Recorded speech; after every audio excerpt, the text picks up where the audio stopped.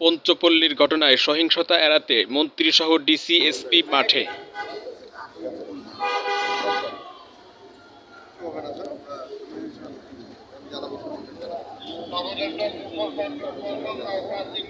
সবাই সর্বোচ্চ ধৈর্য ধরতেছেন, কেউ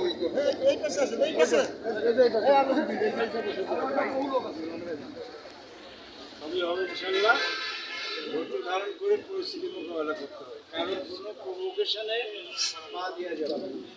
ঠিক আছে, আমি আশা করি সারা রোগ ভুললাম রেজাল্ট কালকে বসে আসতে পারতাম, এরকম কোনো টেন্স আমি কোথাও দেখি নাই। তারপরেও সবার সতর্ক থাকতে হবে এবং এরকম না করুক কিছু হলে প্রথমত তাদেরকে মোটিভেশন করতে হবে যে ভাই তোমাদেরও যে দাবি আমাদের কাছে যাবে। সুতরাং এই জায়গায় রাস্তাঘাটে এগুলো করার আমাদের এই কি বলে যে সম্প্রীতি বিনষ্ট করার কোনো কারণ নেই, কোনো দরকার নেই। ঠিক আছে।